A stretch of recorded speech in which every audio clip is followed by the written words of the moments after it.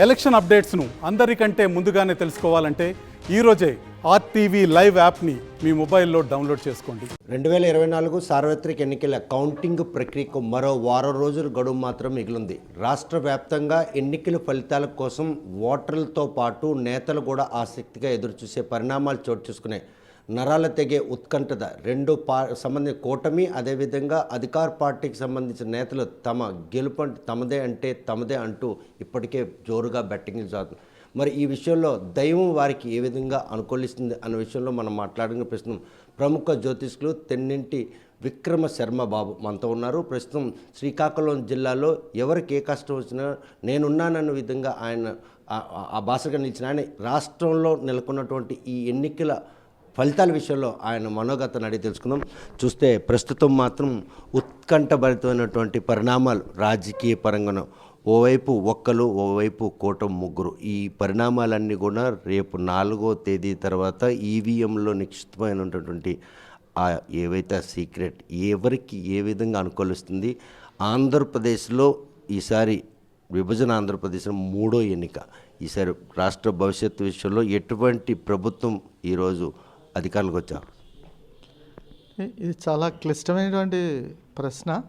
సాధారణంగా జాతకాలు రాష్ట్ర భవిష్యత్ అనేటువంటిది వర్ష జగల్లగ్నాలు అంటే మనకి సంవత్సర ఆరంభంలో ఉగాది ప్రారంభమయ్యే సమయంలో ఏ లగ్నంలో అయితే ఉగాది మనకు ప్రారంభం అవుతుందో దాన్ని బట్టి మనం చూసి మనం చెప్పుకోవాలి.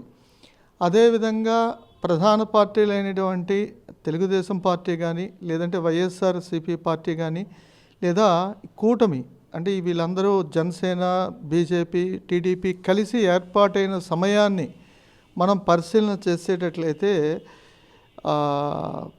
అంటే ఏదో ఒక అద్భుతం జరగాలి తప్పిస్తే కానీ ఒక్క సీటుతో అయినా సరే జగన్మోహన్ రెడ్డి గారికి ప్రస్తుతం గ్రహస్థితి వారికి అనుకూలంగా ఉంది.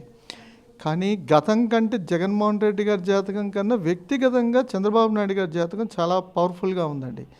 మనకిప్పుడు నెట్లో మనం చూస్తే వారిది మీన రాశి అని వస్తున్నది కానీ వ్యక్తిగతంగా చంద్రబాబు నాయుడు గారిది మనకి వారి జీవిత ఫలితాలన్నీ చూసేటట్లయితే కర్కాటక రాశికే సరిపోతున్నాయి. గతంలో కంటే మంచి చక్కటి బాగా నువ్వా నేనా అన్నంత పోటీని ఇవ్వగలిగే స్థాయిలో వారు చంద్రబాబు నాయుడు గారు మార్క్ అనేటువంటిది ఖచ్చితంగా 100కి 100% ఆయన చూపించుకుంటారు. అది వైసీపీ వర్సెస్ టీడీపీ 2024 ఎన్నికల్లో గనక పోటీ చేసి ఉంటే అది ఆ అంశం ఆయనకు దోహదపడి ఉండేది. 100% చంద్రబాబు నాయుడు గారికి ఖచ్చితంగా, మరి ఇంకా అందులో ఏ డౌట్ మరి అక్కర్లేదు, 100%. కానీ కూటమితో కలిసి ఉండడం వల్ల ఏంటంటే మిగతా వాటిని కూడా మనం పరిగణలోకి తీసుకోవాలి, వ్యక్తులు కాదు, పార్టీ ఆవిర్భావాలు మనం చూసుకోవాలి. దానివల్ల ఏంటంటే ఇంత పవర్ఫుల్గా ఉండేటువంటి స్టార్ కూడా ఒకసారి మిగతా ఇంపాక్ట్స్ వారి మీద పనిచేయడం వల్ల వారు ఆశించిన దానికి కొంచెం దగ్గరలోకి ఆగిపోతారు. అంటే కూటమి కారణంగా చంద్రబాబు నాయుడుకి వచ్చే అవకాశం చేయబడే పరిస్థితులు, పరిణామాలు ఆయన జాతకరీత్యా నెలకొన్నాయి అనుకోవచ్చా? ఖచ్చితంగానండి. అది ఇందులో ఎటువంటి సందేహం అక్కర్లేదు. ఈ కూటమి ఏర్పడేటువంటి పరిణామాలు, పరిస్థితుల వలన ఈ విచిత్రం ఏంటంటే పురంధరేశ్వరి గారి జాతకరీత్యా చూసినా మన నరేంద్ర మోడీ గారి వ్యక్తిగతమైన జాతకం ఆయనది, మరి ఇమేజ్ని మరి అది మనకు అందగనేటువంటి జాతకం వారిది. మరి భగవంతుడు ఇచ్చిన గొప్ప అవకాశం, దైవానుగ్రహం సంపూర్ణంగా ఉండేటువంటి వ్యక్తి. పార్టీ అని కాదండి, ఆ జాతకంలో పవర్ గురించే మనం మాట్లాడుకోవడం. సో కానీ వ్యక్తిగతంగా మన ఇక్కడ పురంధరేశ్వరి గారిది లేదా రాష్ట్ర బీజేపీ జాతకంగానే మనం చూసుకునేటట్లయితే సో బీజేపీ, టీడీపీ అండ్ జనసేనతో పనిచేయడం వల్ల ఇప్పుడుండే స్ట్రెంగ్త్ అనేటువంటిది ఖచ్చితంగా టీడీపీ కోల్పోవడం అనేటువంటిది జరుగుతుంది. చూస్తే కలిసి వచ్చే అవకాశం నవ్యాంధ్రప్రదేశ్ అంటే రాష్ట్ర విభజన అనంతరం 2014 ఎన్నికల్లో పరోక్షంగా బీజేపీ, ప్రత్యక్షంగా జనసేన పోటీ లేకుండా ఇవ్వడంతో ఆ రోజు అధికారంలో రావడం జరిగింది. 2019 ఎలక్షన్లో ఎవరికి వారుగా 4 ఎద్దుల్లా విడిపోయి ఈరోజు వైసీపీకి అవకాశం. 2024 ఎన్నికల్లో ఎట్టి పరిస్థితుల్లో కూడా ప్రస్తుత పరిపాలనా విధానాన్ని పారదోలేందుకు వాళ్ళు చేస్తున్నట్టు ఈ కూటమిలో ఒక జాతీయ పార్టీ, దశాబ్ద కాలంగా పార్టీ రాష్ట్రంలో ఉన్నటువంటి జనసేన, అదేవిధంగా అనుభవమైనటువంటి మాజీ ముఖ్యమంత్రి, ఇన్ని అంశాలు కలిసి ఈరోజు కూటమి కలిసి వచ్చే పరిణామాలు ఏమీ కనుచూపు మేరలో కనిపించట్లేదు. అంటే మామూలుగా రాజకీయ పరంగా ఈ మూడు కలవడం వల్ల ఏంటంటే చంద్రబాబు గారికి ఖచ్చితంగా స్ట్రెంగ్త్ తగ్గుతుంది. బీజేపీకి స్ట్రెంగ్త్ పెరుగుతుంది. ఒక బలమైనటువంటి అంటే బలమైనటువంటి వ్యక్తి వరద కలవడం వలన బీజేపీకి 100% ప్లస్ పాయింట్. కానీ టీడీపీకి మాత్రం ఖచ్చితంగా దీని పరిణామ ప్రభావం ఉంటుంది. అయితే గతంలో కంటే బాగా పుంజుకుంటుంది టీడీపీ మన విభజన ఆంధ్రప్రదేశ్లో వచ్చిన తర్వాత కానీ చంద్రబాబు నాయుడు గారు వ్యక్తిగతంగా కర్కాటక రాష్ట్రం కానీ చాలా బాగుందండి. ప్రస్తుతం రాష్ట్రం బాగుంది. కానీ ఏదైనా సరే వీళ్ళతో కలవడం వలన టీడీపీ తాలూకా స్ట్రెంగ్త్ కొంచెం తక్కువగా అనిపిస్తున్నది. ఓవరాల్గా గతం కానీ మెరుగైనటువంటి ఫలితాలను టీడీపీ సాధిస్తుంది.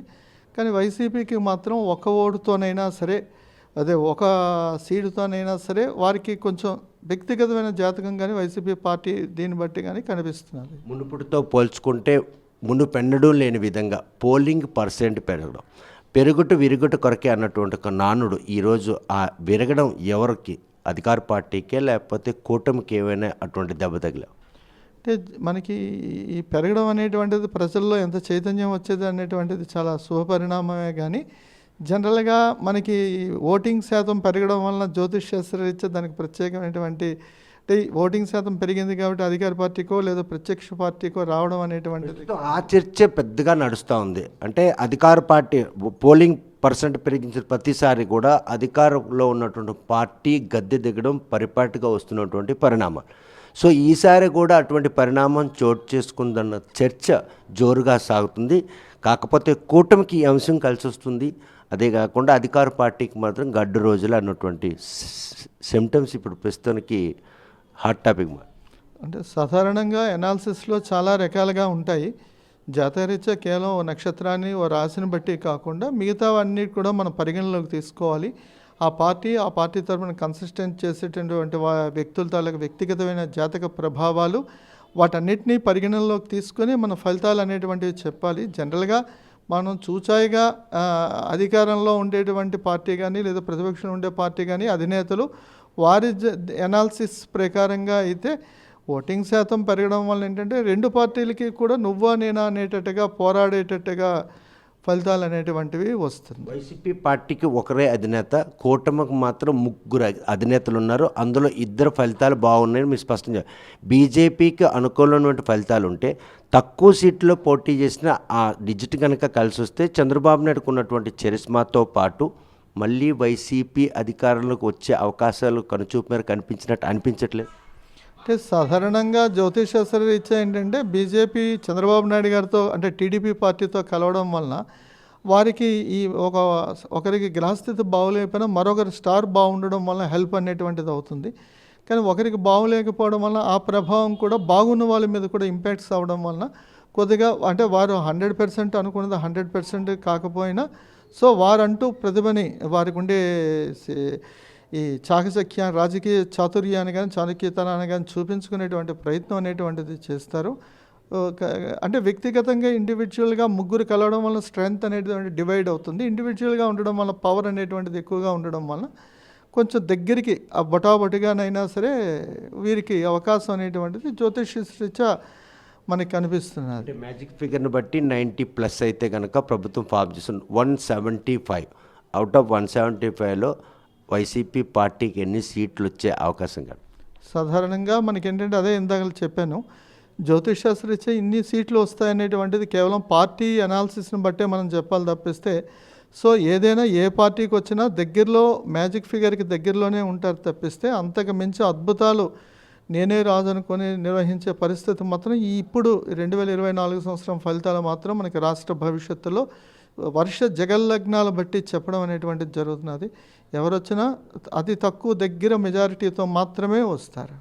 చూస్తే కనుక 2024 అంటే ఉగాది సంవత్సరం వచ్చిన తర్వాత ఈ సంవత్సరాన్ని మనం ప్రాతిపదిక కనుక తీసుకుంటే రాష్ట్ర పరిస్థితి మాత్రం కొంత మెరుగ్గా ఉన్నప్పటికీ 2024 సార్వత్రిక ఎన్నికల్లో వైసీపీ సింగిల్గా బరిలో దిగితే టీడీపీ జనసేన బీజేపీ కలిసి కూటమి మాత్రం చంద్రబాబు నాయుడుకి అంతగా కలిసి వచ్చే అంశంగా కనిపించట్లేదు. ఎవరైనా కూడాను స్వల్ప ఓట్లతోనే ప్రభుత్వాన్ని స్థాపించే అవకాశాలు స్పష్టంగా ఉన్నాయి. అందులో అధికార పార్టీకి మరి కొంచెం ఎక్కువ అవకాశం ఉందని విక్రమ్బాబు స్పష్టం చేస్తుంది. మరి ఈ విషయం తేలాలంటే జూన్ 4 ఫలితాల తర్వాత అందరూ కూడా ఆసక్తి ఎదురు చూడాల్సిందే. వీడియో జర్నలిస్ట్ రామకృష్ణతో సత్యం, RTV శ్రీకాకుళం.